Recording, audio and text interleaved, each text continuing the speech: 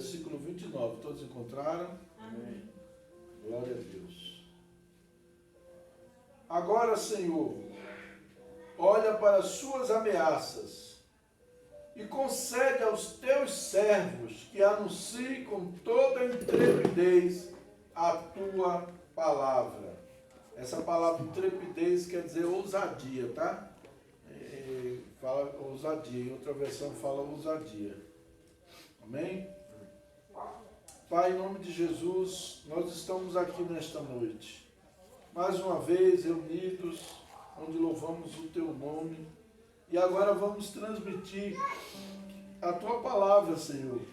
Eu quero pedir a Ti, meu Pai, que o Senhor venha ao meu encontro, que o Senhor me use nesta noite como instrumento em Tuas mãos, para falar a Tua palavra, Senhor, para transmitir à Tua igreja aquilo que o Senhor quer falar, não o que eu queira, mas o que o Senhor quer.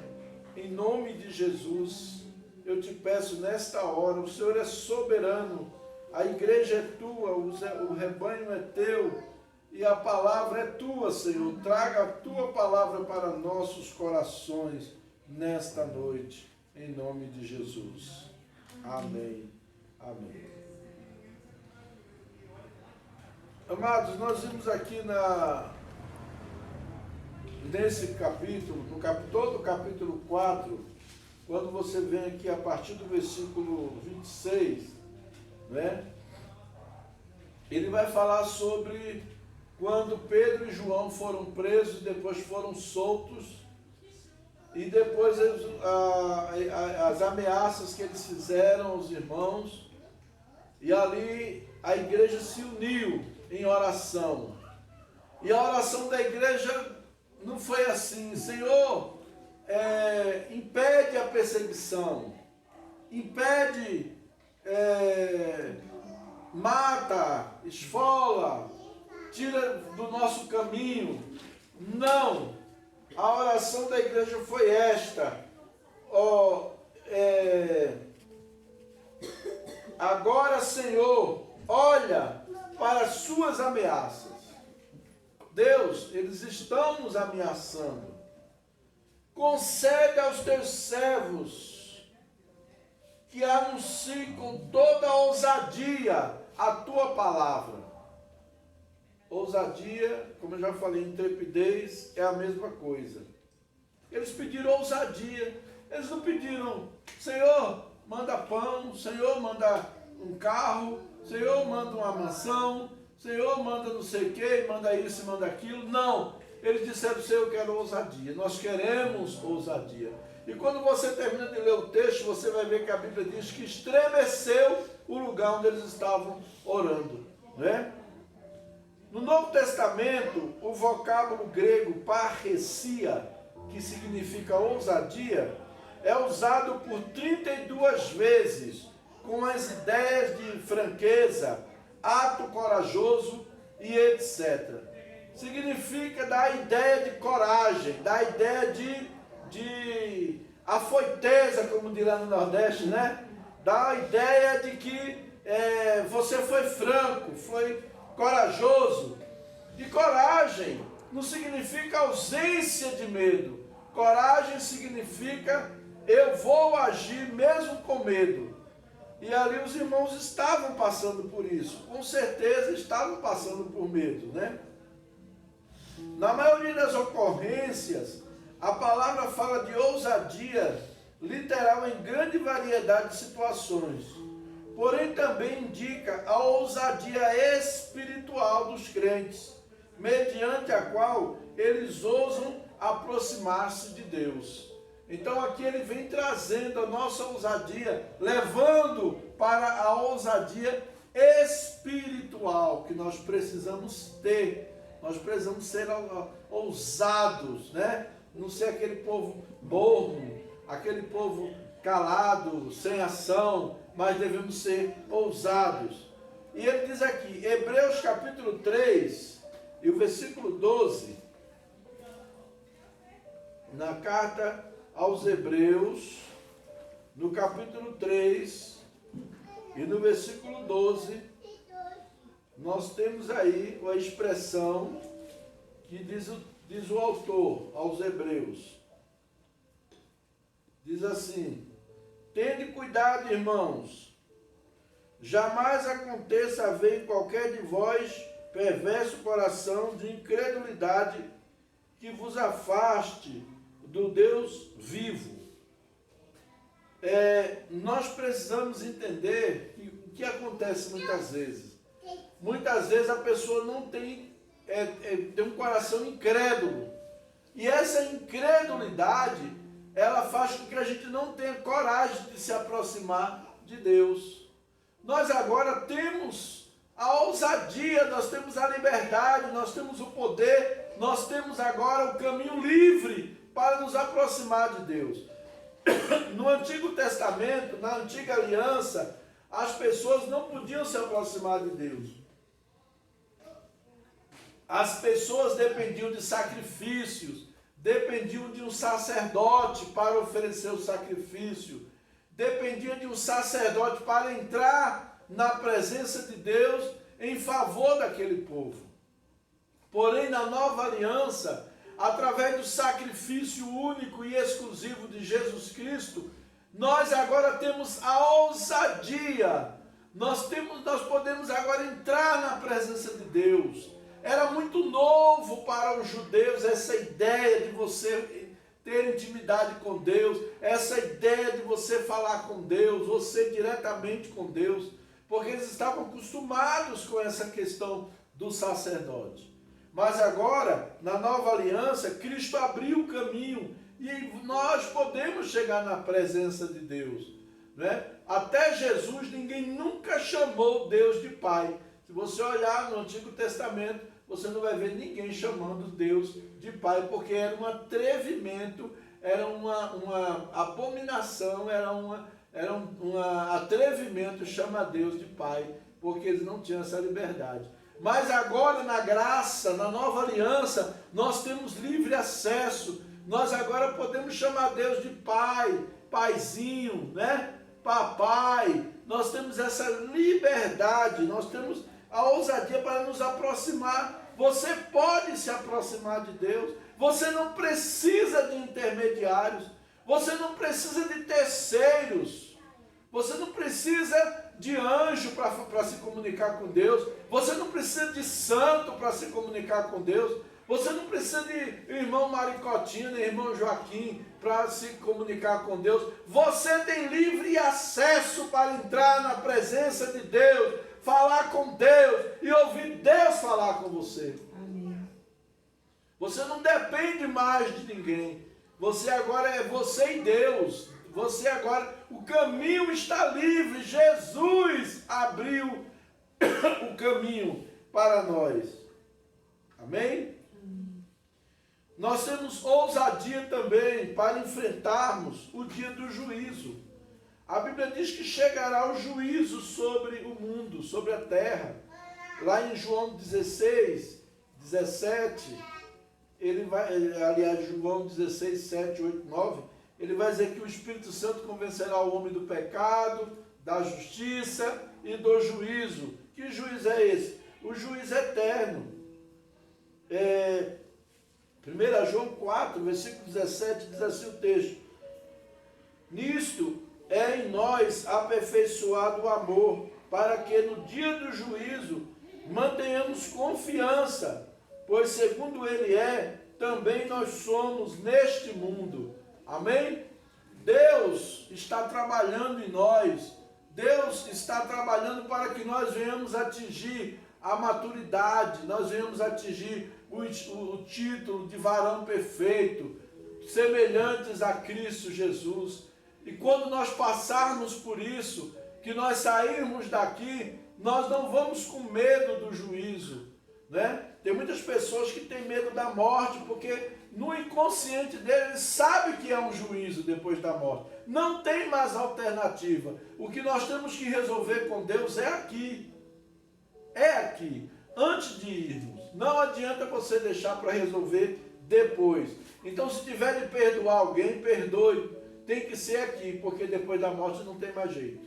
Se tiver de se consertar com Deus, tem que ser aqui. Tem que ser agora. Se tiver de resolver algum problema com alguém, resolva. Você não sabe se amanhã você está vivo. E a Bíblia diz que depois que nós morremos, nós seguimos a juízo. Seguimos a juízo. Então, se você está em Cristo, se você é nova criatura em Cristo, você vai ter agora a confiança de que você vai enfrentar o juízo com a consciência limpa, sabendo que você vai estar entre aqueles que vão herdar a salvação, que vão herdar a vida eterna, que vão desfrutar do galardão que Cristo tem para aqueles que permanecem, que obedecem até o fim. Amém? Depois nós temos ainda em Hebreus capítulo 10 e o versículo 19. Hebreus capítulo 10, versículo 19. Nós temos ousadia para buscar provisão.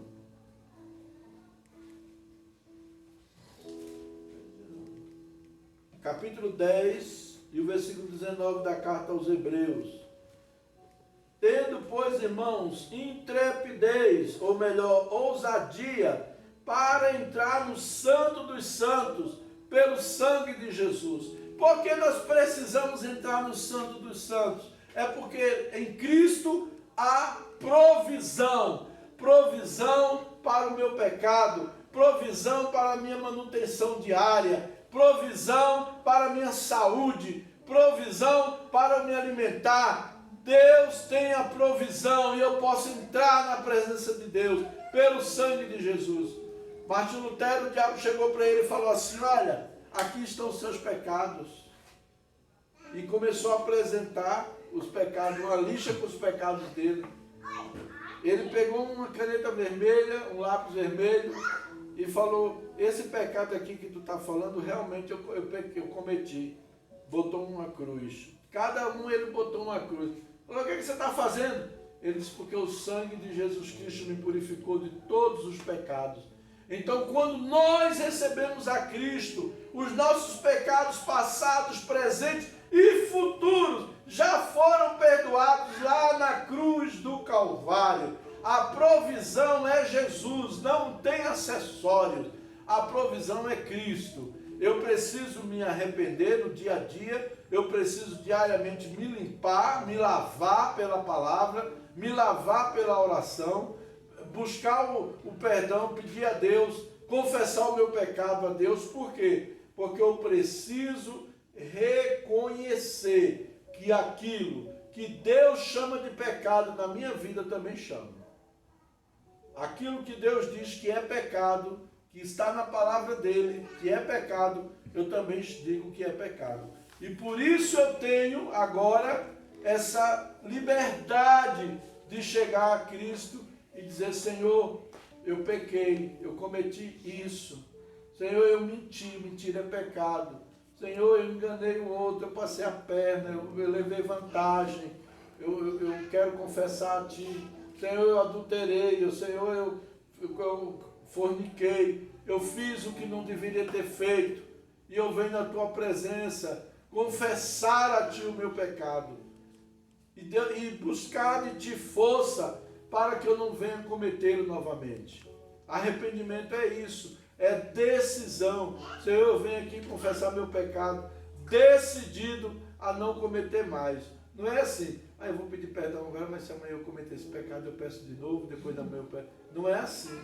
Eu vou pedir perdão com a decisão de não cometer de novo aquele pecado. Isso sim chama-se arrependimento. Não é choro. Tem gente que chora, aquele chororô todo, mas daqui a pouco está fazendo a mesma coisa, a mesma presepada.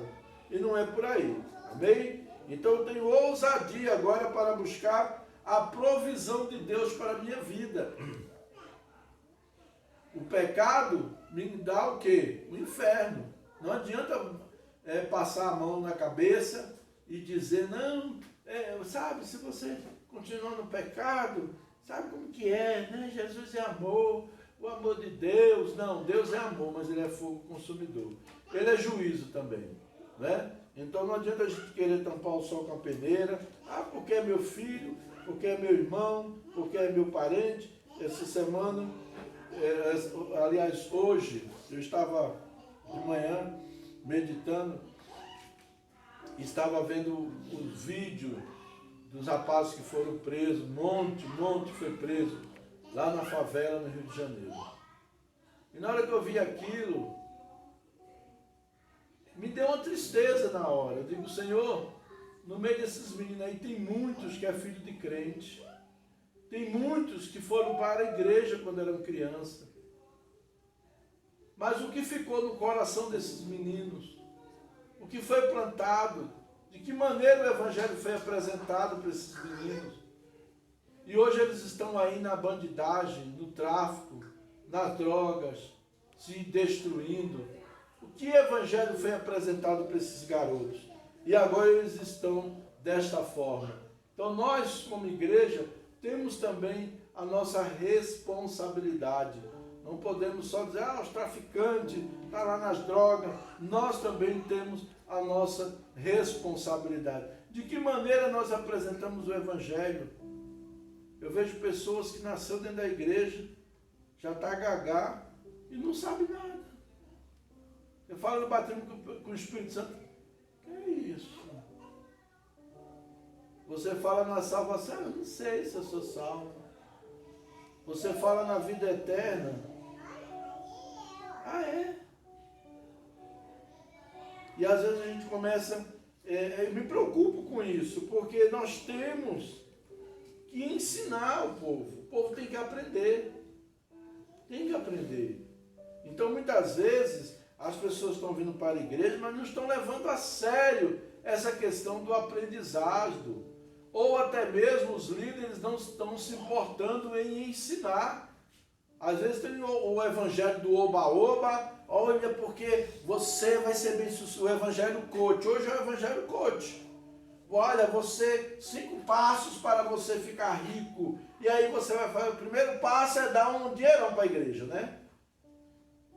Primeiro passo, já vem logo com essa ideia. Aí a pessoa acaba entrando, e aí fica um crente imaturo, que não cresce. A Bíblia ensina para dizimar, eu vou dizimar. O dízimo, ele é bíblico. A oferta voluntária, né? Ela é bíblico isso. Não é invenção de homem, é bíblico. Quem pratica de verdade, com o coração livre para praticar, vê a mão de Deus abençoando. Agora, quando a pessoa entrega o dízimo só por entregar, né, por uma obrigação, misericórdia, será que o pastor vai fazer o quê? Será que aquele pastor está tão gordo? Será que não é o dízimo? Não? Entendeu? Então, assim, quando a pessoa tem essa mentalidade, ele não vai funcionar, meu irmão. Agora eu vou entregar de coração. O dízimo é bíblico, está na Bíblia. Mas está na lei. Não, antes da lei já existia o dízimo. Depois da lei, Jesus falou sobre o dízimo também. Né? Ai de vós, escribas e fariseus, que dizimais a hortelã, tá? Né? Devias fazer essas coisas, mas também observar o amor e a misericórdia. Eles faziam aquilo, mas não tinham amor, nem tinham misericórdia. Não tinha misericórdia. Então é importante isso, né? Nós praticarmos o que a palavra de Deus ensina. E eu vou dizer, às vezes muitas pessoas vão para determinados lugares. Eu já vi pessoas, não vou dizer o nome da igreja, mas eu já vi pessoas ir para a igreja aí e ficar pobre nessa igreja. Mas eu já vi pessoas que não tinham nada e ficaram ricas. Porque uma coisa que aconteceu, por mais que eles estão manipulando, usando coisa, pegando o texto da Bíblia, o sal, o vale de sal, e não sei o quê, hoje é dia do descarrego, não sei o quê, mas tem gente que acredita, e aquela fé é ativada no coração daquela pessoa, e Deus não responde à sua necessidade, Deus responde à sua fé. Quer experimentar milagre? Necessidade você tem. Quem tem necessidade de um milagre aqui? Todos nós temos. Agora você tem fé para receber o milagre? Fé. Então uma coisa que nesse aspecto eles ativam muito na vida da pessoa, é a fé. E você precisa ativar a fé no seu coração. E a Bíblia diz que a fé vem pela palavra de Deus. Amém? Então Deus tem toda a provisão. Tudo que você precisa, tudo que nós necessitamos, Deus tem. Tudo. Essa semana eu estava vendo o testemunho da Ludmila antes de falecer. Deus mostrou, levou ela no lugar em arrebatamento e mostrou uma sala cheia de órgãos. Cheia de órgãos. E eu acredito que Deus tem órgãos. Se Ele quiser dar órgão. Teve um pastor que estava pregando no Chile, há muitos anos atrás. Eu era jovem. Ainda sou jovem, mas eu era mais jovem. E nessa época, esse pastor estava pregando no Chile, e tinha um rapaz que tinha a mão, aquela mãozinha assim, encolhidinha, que fica aquela mãozinha pequena, com aqueles dedinhos aqui só, né? Tem. E na hora ele estava pregando, e de repente ele disse para o moço, estica o braço. Quando ele esticou o braço, os dedos cresceram e o braço cresceu normalmente. Deus faz isso? Faz. Deus faz. Teve uma época que estava o pessoal orando, negócio dentro de ouro. Aí lá em Goiânia teve um velhinho, pobrezinho lá da chácara, cuidador de uma chácara do irmão lá. E era crente, estava no culto, a boca cheia de dente estragado. E ele começou a chorar, vendo, Jesus, eu não quero dente de ouro. Eu queria que o Senhor, pelo menos, resolvesse o problema dos meus dentes. De repente a boca dele encheu d'água, ele cuspiu os dentes velhos tudinho e nasceu dente novo na boca dele. Isso foi em Goiânia que aconteceu, nos anos 90. Acontece isso? Acontece. Isso é milagre? É milagre. Deus faz. Deus tem poder para fazer. Deus tem poder para dar um órgão novo. O apóstolo Amar, o médico disse, você tem 6 meses de vida, seu coração vai aguentar 6 meses só.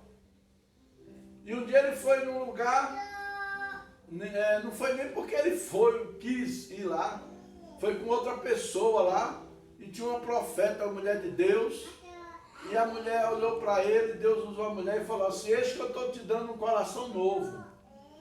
Aí ele pensou assim, que era questão de dureza, que ele era meio, né? Aí ela falou assim, eu estou te dando um outro coração. Está vivo até hoje, joga bola, sai para jogar bola com os meninos lá, joga os 2 tempos, que é 90 minutos, né? Joga os 2 períodos com os meninos lá da igreja dele lá, e não sente nada. Por quê? Porque Deus quem faz isso, Deus quem faz a obra. Agora nós precisamos o quê? Fé. E para ter fé tem que ter ousadia, tem que ser ousado, né? Não é ficar, é ousado, amém?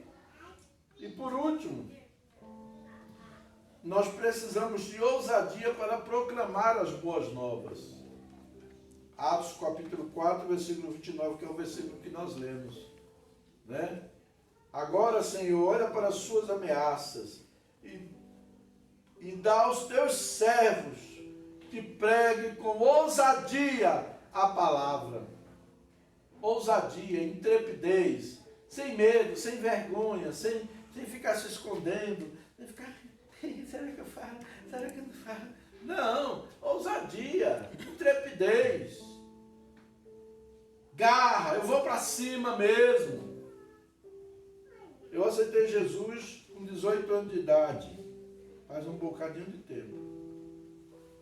E eu me lembro que eu trabalhava nas lojas brasileiras, no Shopping Center Recife.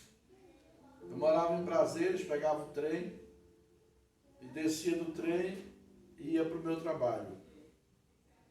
E muitas vezes eu me levantava do meio do vagão do trem e pregava o Evangelho, e entregava folheto e falava de Jesus para as pessoas. Às vezes no ônibus me levantava e falava de Jesus. Sabe o que me fez fazer isso? Foi observando um rapaz daquela seita Hare Krishna. A gente quase não vê mais hoje, né? Mas antigamente tinha muito lá em Brasília e em São Paulo tinha demais também, em Recife também. Eles vendiam uns defumadorzinhos. Quem lembra daquele rapaz? Rabinho de cavalo, né? e vendiam defumazor, incenso, né? Eles vendiam, aí chegava no ônibus, eles falavam, eles pregavam sobre a religião dele e vendiam aquilo ali.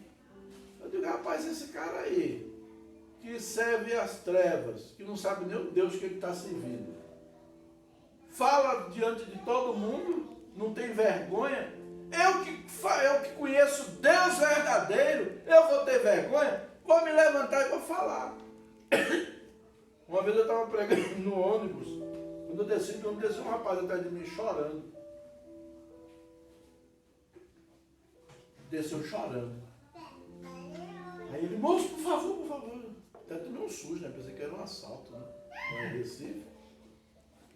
Falou, aquela pregação que o senhor estava pregando no ônibus era tudo para mim.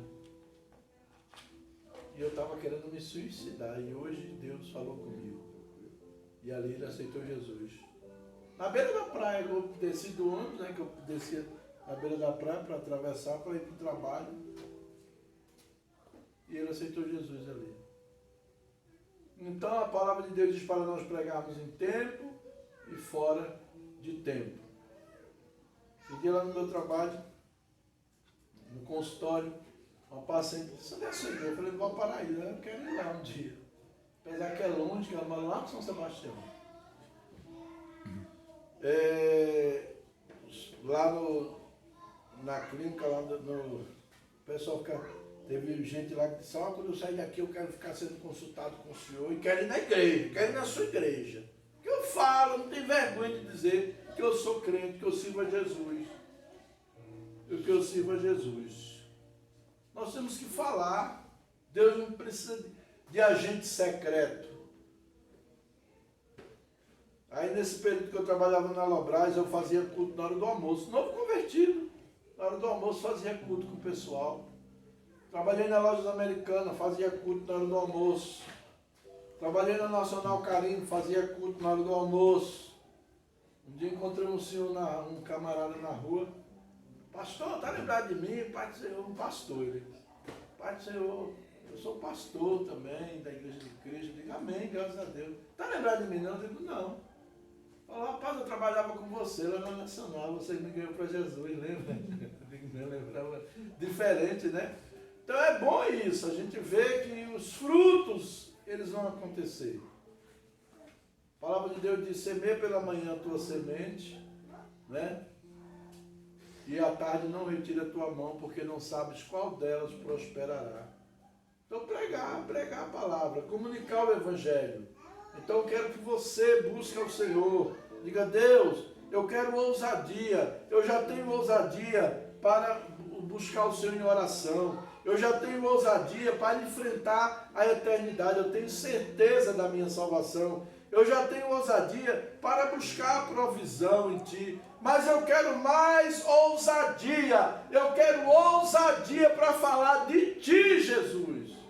Para pregar o Evangelho. Eu quero essa ousadia, essa intrepidez. Que o Espírito Santo me use, me levante no meio das pessoas. E eu fale de Jesus. Com sabedoria, com graça, com unção. Amém? Em nome de Jesus. E que nós possamos, nesta noite, receber a ousadia do céu, né? Deus espera de nós que nós sejamos ousados. Deus não quer que você seja tímido. Deus quer que você seja ousado, né? Tímido que eu falo espiritualmente, né? Então, que nós não tenhamos medo de ajoelhar, de falar com Deus.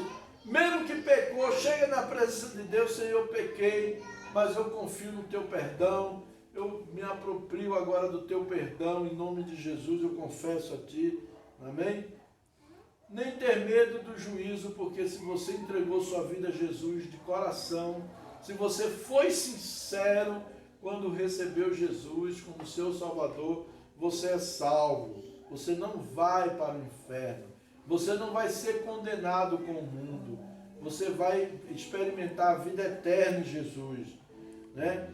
Devemos manter em mente que Cristo é a nossa provisão para tudo, o espírito, alma e o nosso corpo.